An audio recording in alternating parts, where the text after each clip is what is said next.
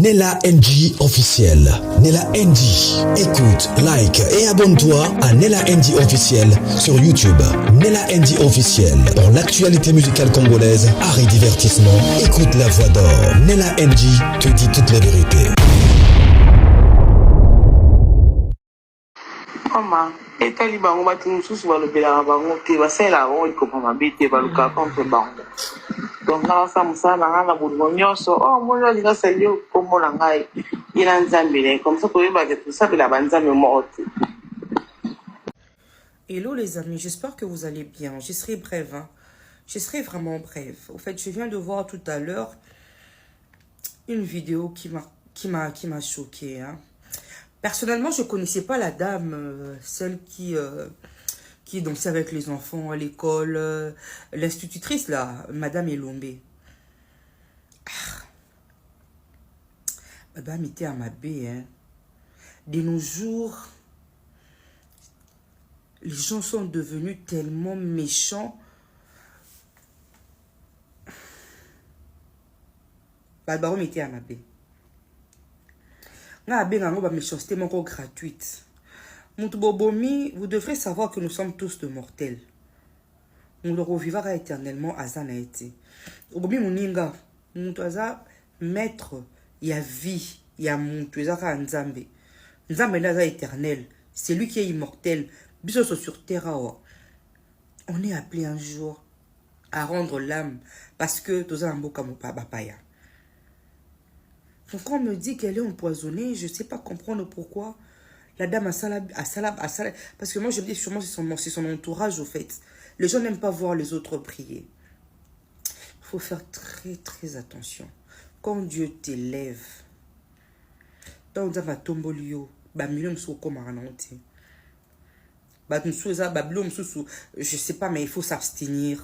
Tu ne bois pas de l'eau n'importe où, n'importe comment. Tu ne souris plus avec n'importe qui, n'importe comment. Parce que jalousie, au moins. En fait, ceux qui nous ont pas service aux possibilités, on est au tal ramité, mais batou. Je vous jure que le Banangwata, Kofi, si tout le monde savait ce que tout le monde dit sur tout le monde, mais personne ne parlerait à personne. Je suis choquée. Une dame jeune, avec plein azaki na avenir non il y a ma casse il y a mon nez bon je pense parce que azaki a invité donc elle est vraiment devenue une star et tout et puis voilà les enfants s'amusaient bien avec leur madame mais vous avez quand même préféré d'éteindre cette dame là. Chers parents, je vous jure hein, un peu de fois je me dis ça arrivait de fois tu peux publier ton bonheur tes enfants et tout.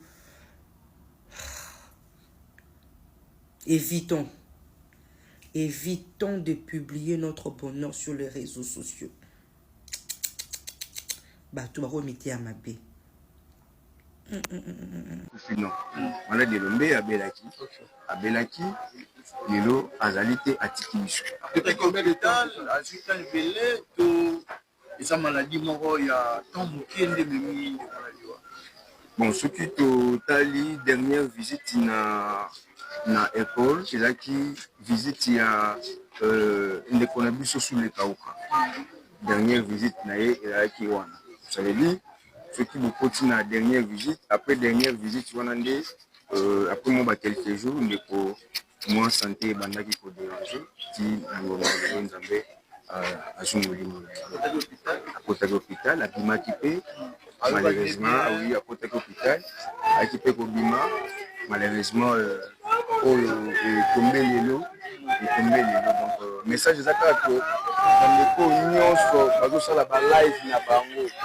je dis que Ndeko Azali Star n'a pas été pour répondre. Ça veut dire que respecter la mort. Nous avons respect à la mort. Pambate, Ndeko Azali qui succès, il y a Matalanate. Ndeko Azali qui succès, où Azali succès, il y a Moussala Naye, il y a Kosepeli Sabana, moi, on a coquille ma classité. Ça veut dire Ndeko jeunesse Naye Mobima et soutien car en enseignement. Parce qu'il y a qui n'a pension sous soutien. Donc, jeunesse naïe et soutien l'enseignement, on ne découpe pas pour finir l'enseignement. Donc, voilà, message n'a pas. bato wana pese bakabula mawa na famille Elombe bakomona bino lolenge nini bakoya kokabula mawa po madame Elombe aza moto asali Congo surtout na réseaux sociaux ayebani partout au monde bato balingi bamona bino famille Elombe basala lolenge. Merci beaucoup. Awa nazopesa message na bandeko nyonso oyo bozolanda ngai nebi ke ba chaîne ezali tellement ebele bokomisa message.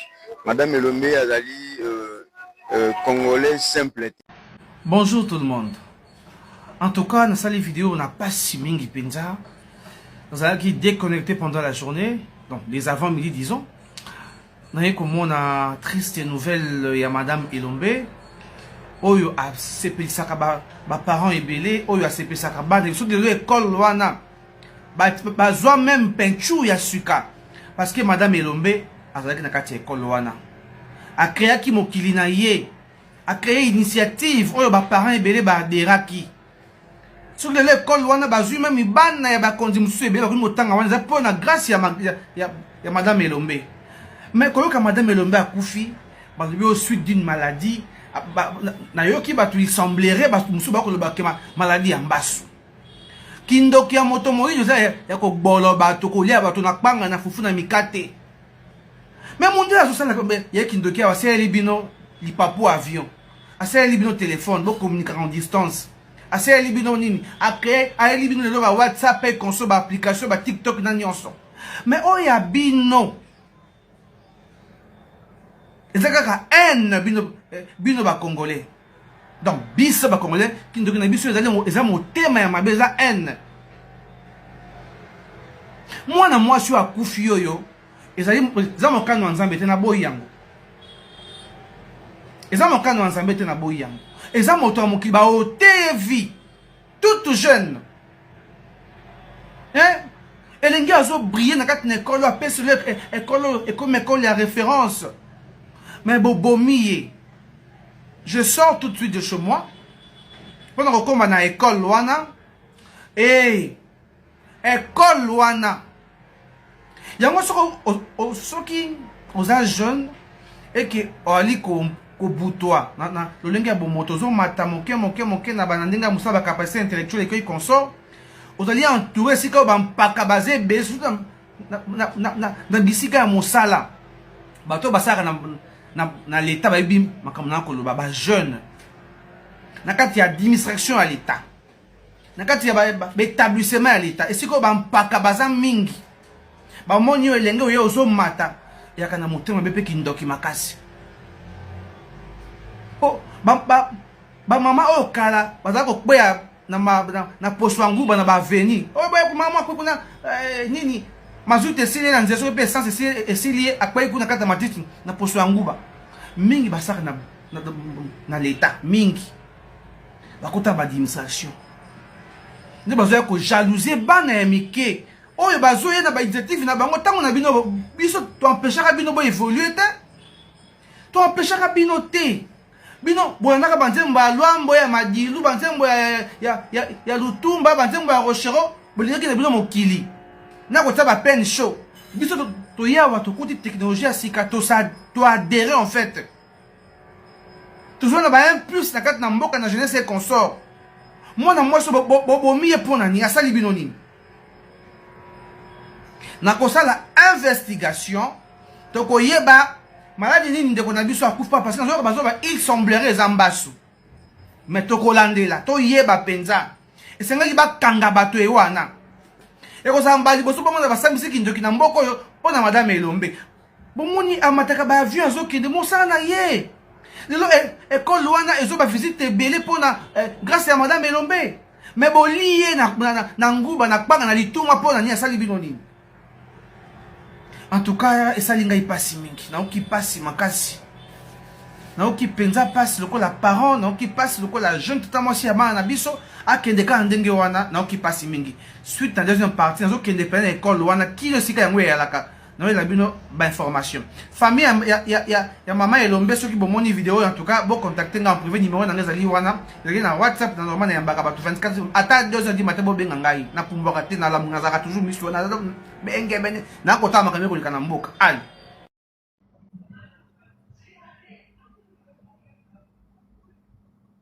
Non, tout cela n'a qu'à calater, mais social, n'a pas ça va périque. Hein?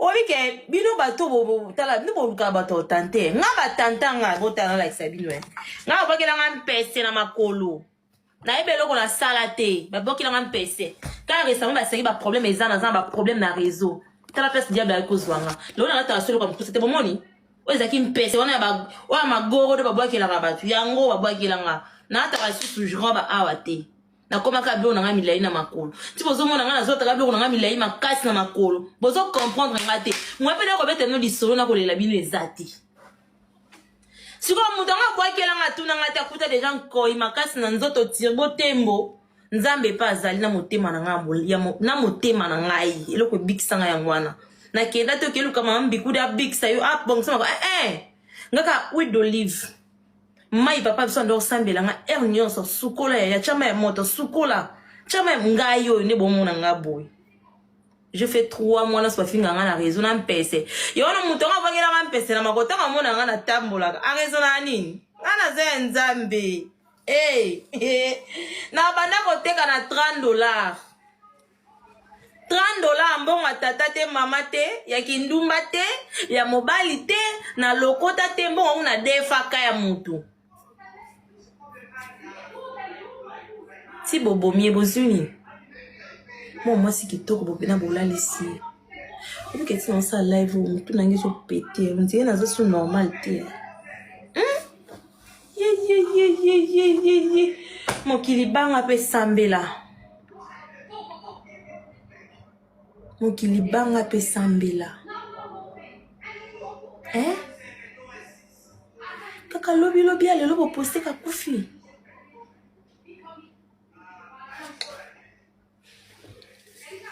il va suivre. Honnête, azalaka nanda kwa libala, abota mwana ya 2 ans, et puis bakabwani na mobali wana. Tant bakabwani na mobali, zonga ki epa na bango, nda bandaki déjà koyoka nzoto bien te. Et puis na ya bando quand c'est peut-être eza nani malaria et tout. Ake ça se teste boye, ba okange malaria mais azomela baki sezo sila kate jusqu'à ce que baye ko ebisi asala na test à poison. Tango asali test à poison ba kutia vraiment kazaki na poison et c'est l'équipe premier degré ezo mata sikoyo deuxième degré. Abandaki déjà konyo koma komela ba antidote na poison na ewana ti tout ce temps zotangisa alaki déjà konyo koma na mo poison na ewana c'était encore bien. Maintenant bango batu bazolo bakono babeta ki embasu abeli mbasu wana. Ezali kandenge ezala ki ake école avant longo na esika zaki na missionnaire kende na kota Saint Gabriel na comme qui est directrice ayoki lokolo ezosala epasi ya bandiko gratter et yambasu nde humilité selon bandeko ne balobi yambasu nde humilité pona fille na minute azosala live aza epa na bango moko soki batu misusu baza bakende kolanda live ya la fille wana babi yambasu toujours makambo eza awa. OK. Balobi yambasu et humilité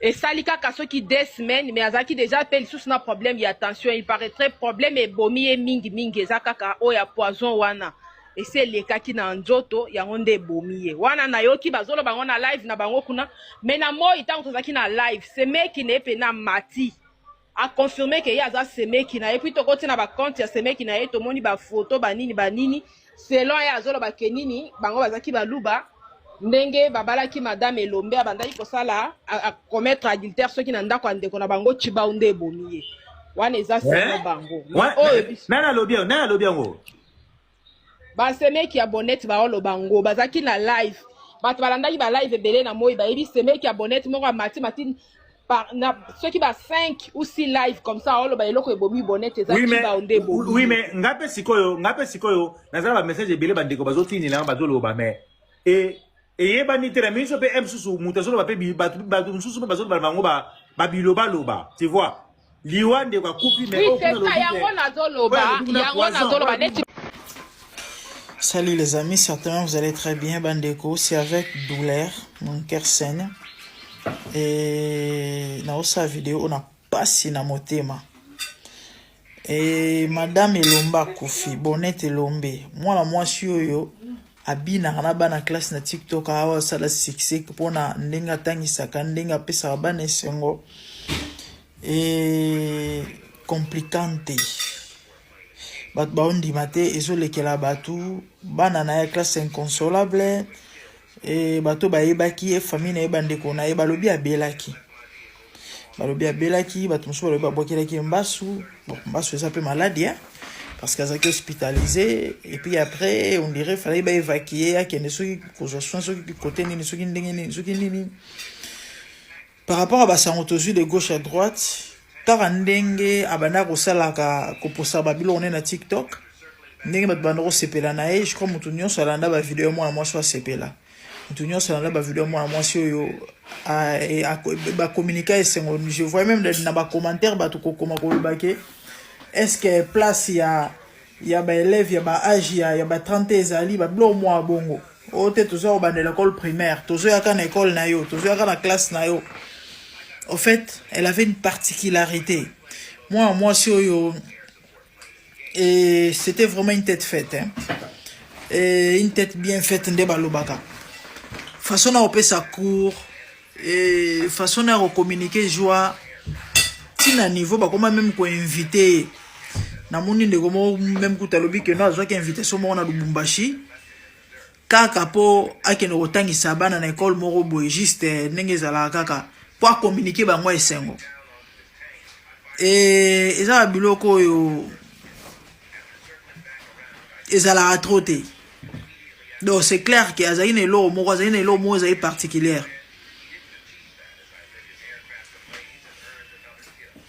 Mokili ya bato wenzambe nana pesa conseil na te ya bato na benda bato matoi na solola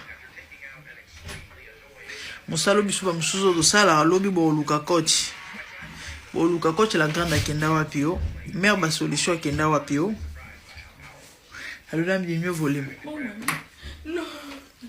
le succès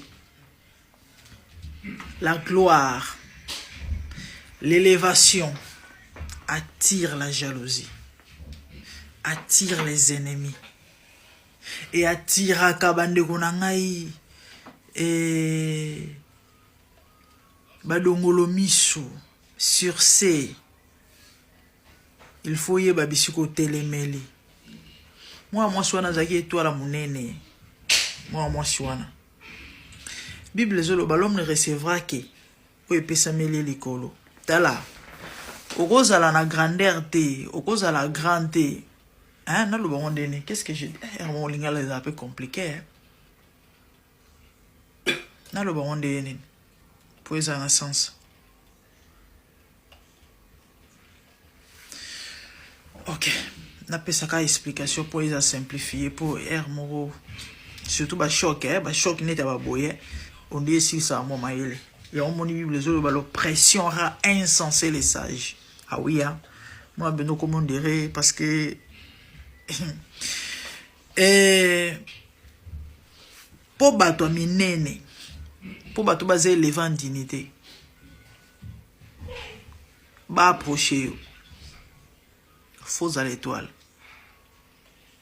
Faux à neloko. Faux à vide. À tous à qui te condamne. Ato ebolo bandenge nini ba omono kutote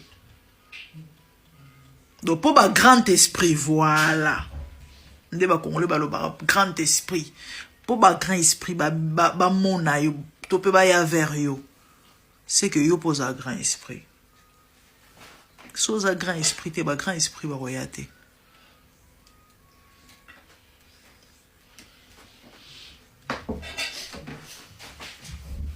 ah nzambe en fait na qui passe quelle perte na lundi témoignage na kangi na parenthèse na ozonga na lundi témoignage ya baninga na quelques personnes au bazaki ba proche na ba qui c'était une dame très intelligente et azali moi si moko oyo bon mon kana no communiquer joie déjà il ronza ba chakati nae aza moi sur ba neko zongisa ba espoir na ba vie bato ebele bato ba koma désespéré et ba jeune ebelo ba sala ba pédagogique bino boye biso sali pédagogique mingi ezala kaka il faut tangisa siko ba jeune ebele na Congo ba yokela ngo soni jeune akino tangisa pona congolais ya pona bamboka misusu te parce que na ba poto ba jeune ndekutu ba tangisa mingi ba maîtresse ba professeur ezara mingi ba jeune na mboka mindela en tout cas ngana na mona na professeur mokolo te na mona na te pona sala na école na sala na école pe moi trop même avant na atata to ngenda kotika bana ba classe au moins professeur à mokolo aleki 40 ans na école primaire eza moi rare eza moi passé même na secondaire en humanité bazali na bango baza ebelete bon na habité pourquoi na habité pour c'est plus les jeunes na poto na mboko nga nazali c'est plus les jeunes il y a vingtaine d'âge trentaine quarantaine ya moko mingi na ba secondaire école secondaire na humanité ya ba quarantaine ya moko o mukolo penza mukolo bazala penza te personnellement na mona te ke okoko nde biso na Congo ezala kana ba jeune ebele ba yokela ngo soni eye azongisa confiance azongisa espoir wana alongola ba jeune ebele soni wana surtout qu'elle était belle très jeune moi na muke par rapport moi si kitoko présentable taille sko ba noko mususu na ba bana basi mususu ba noko ka soni ko kepia court ta ba otala na façon na bando wow bala moko ezo pesa bango elongola bango ba complexe wana sko mutu andengo wana na moni baninga ne bele ba olela balobi une grosse perte abana ko inspirer bato ebele bandeko visibilité moi mwasi oyo ebendeli bato minene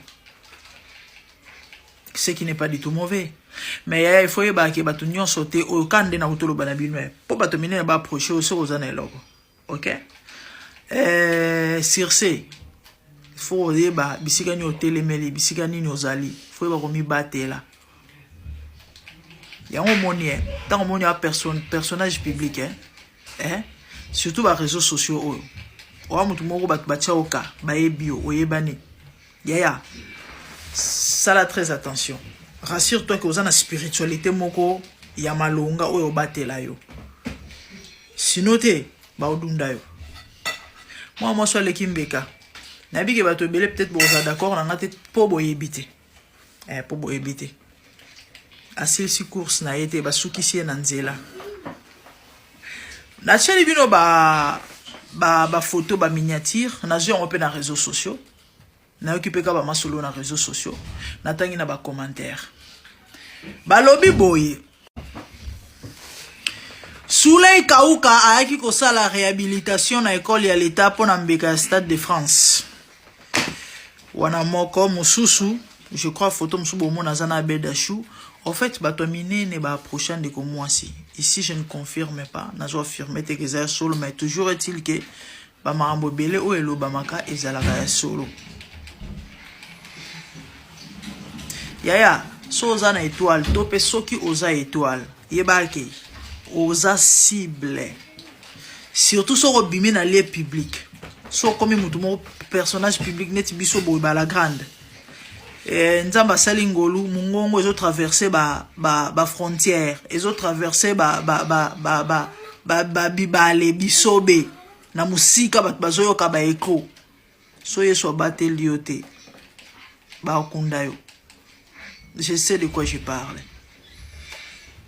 Et bon mi batela. Hein? Donnez vos vies à Jésus. Nga. Et makasa mutu. Et les panabisiko a telemeli. Nga. Na telema likola Yesu. Na telema likola libanga. Weza Christ. Yemuta batela ngai. Ni tete Yesu. Nde mobulu. Ndimela Yesu ya pesa bo mono na Yesu. Mi bomba na Yesu. Pose à l'épargner. Na ba vautour. Na ba lion.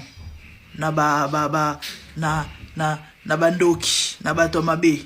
Na ba bomi. Parce que na monde wana mawa ezalaka te. Akufi. Yesu abotami. Ba mage. Avant même Yesu abotama. basi bamonaki étoile na ye depuis Orient.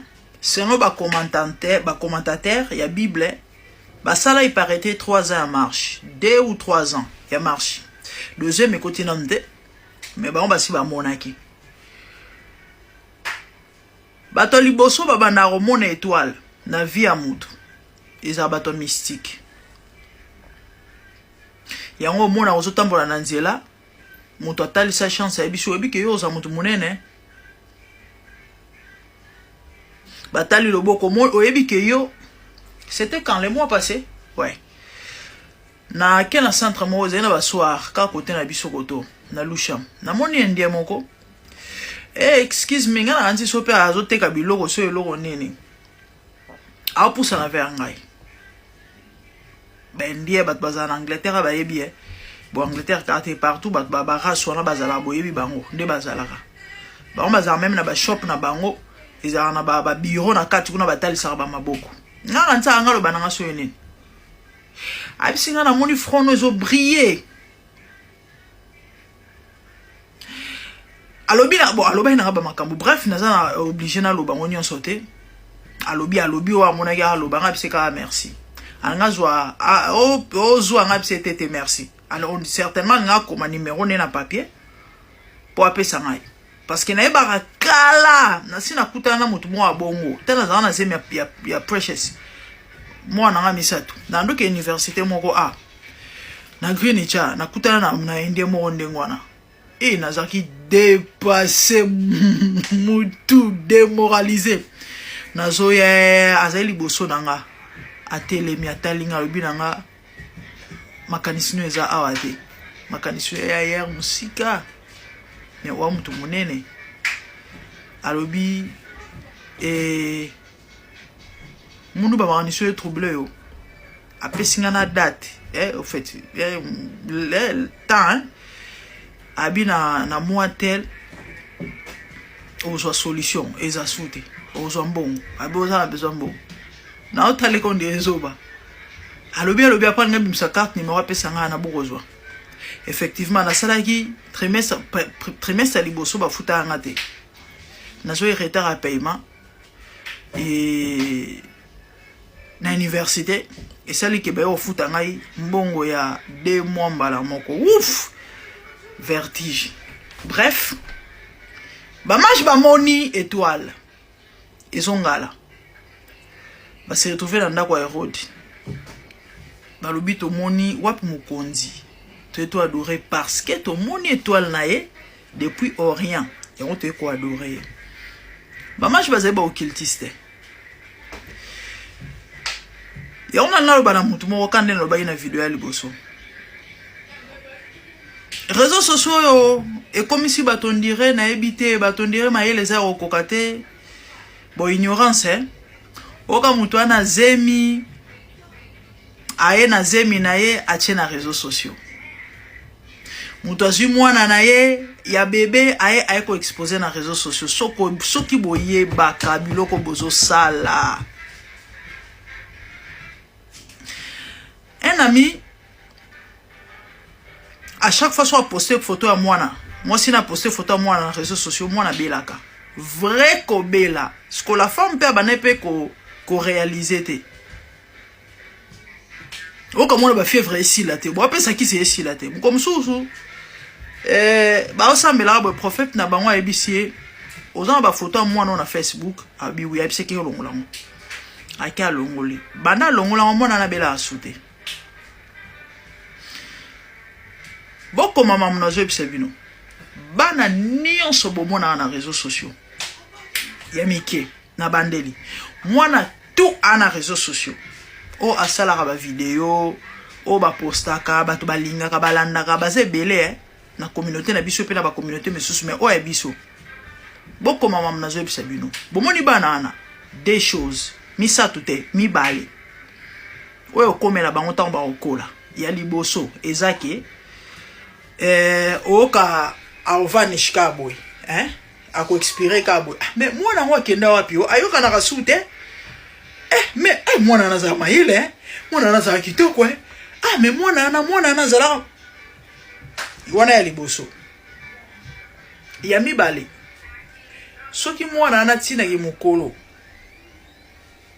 a continuer ko briller tendance ya mibale peut-être ba cas exceptionnel moko to mibale hein mais tendance ya mibale généralement ezaka ke asuko cultiste.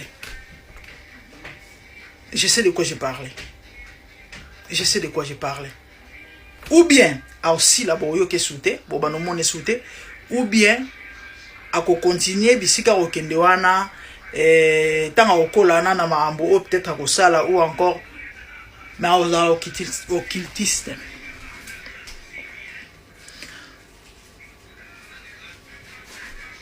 Boyebi ser Souza, obo bana ko benga bébé Souza. Asala succès na âge 12 ans. Normalement, succès ne kosuka na âge wana te, OK? Asala succès combien de temps? Un moment ouf. Ayoka na sauté. A continuer à étudier na c'est une bonne chose. Ake aza déjà na don ya musique, eza déjà katinae, akenele yango sous classe, ake ina, mongongo impeccable, ba composition ezali. Et simba sauté. Sous ameka kobima. Ameka au la réapparition. Azali nae. Ayoka na sauté. Vous savez quoi? Bamela et moto. Muta dosa succès na ba 12 ans. Baliaka et moto. Ya un bon moni. Malgré sous ameka au la réapparition. Et simba sauté. Deux choses. Pour briller les sous. Que non, baye ba reconnaître sous ser souza. Ou carrément. Aluki pendant nzambe na profondeur pour récupérer le konae parce que baton sunde ba mo sale lango ou carrément asimbi kisi wana nde osimba kaboy na ko meka bomoni choisi pareil choisi abriaki ya banana ba 8 ans après bungi ayoka na sauter à réapparaître. Ce qu'il y a s'imposer. Pour n'en pas que ces ressources qui. N'avez pas vous comprendre. Et il est à fort spirituellement. À forte spirituellement. Et toi les amakasi et babitumba et zalaki. Parce que vous avez le solo na non. Voilà. À botaka et à s'embrouiller qui est un moment âgé. Na ba combat na satana na diable pour nini kapo ba lia emoto wana mais après ay ko réapparaître pourquoi parce que c'est ressourcé positivement négativement wana yeka muto ayebi na nzambe mais sinon c'est ça bino boya ko exposer bana na ba réseaux sociaux boya ko exposer ba zemi na ba réseaux sociaux boya ko s'exposer pe bino moko rassurez-vous que bisiko botelemeli boya protéger. Mama papa, ose lenge mingi zala na ba ajo hein. Étoile pelaka makasi, étoile atira kaka. Onyo so ngenga ka atira kaka. Ba ko approcher na bato menene. Mais généralement bato ba ko poussa na pembeni na yo. Eza bato yo ba o viser logo eza kati na yo. Elo musute. Ce que yo sa confiance au monde ga yona beauté na ngai.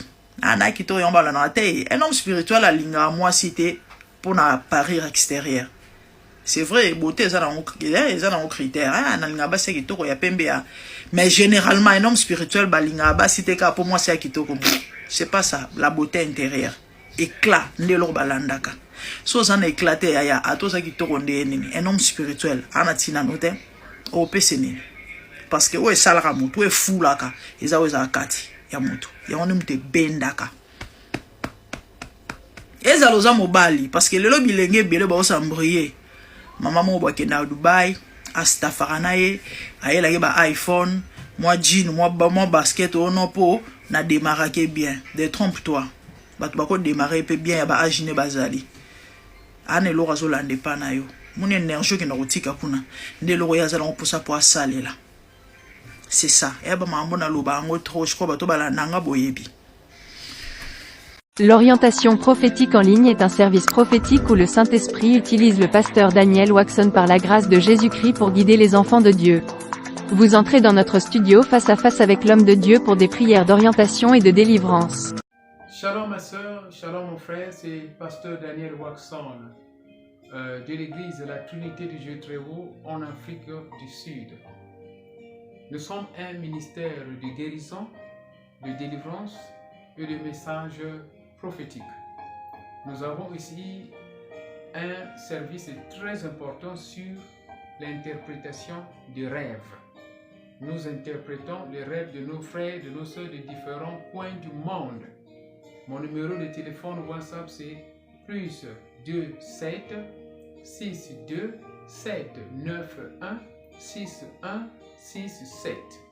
Veuillez me contacter pour qu'on puisse prier ensemble. Que l'Éternel Dieu Tout-Puissant te bénisse. Shalom. Rendez-vous sur notre site www.jesuschristthehealer.com pour vous inscrire. N'oubliez pas que la distance n'est pas un obstacle. Jésus-Christ vous aime. L'interprétation des rêves et les prières de délivrance est un service prophétique qui déverrouille les messages cachés de Dieu à travers les rêves.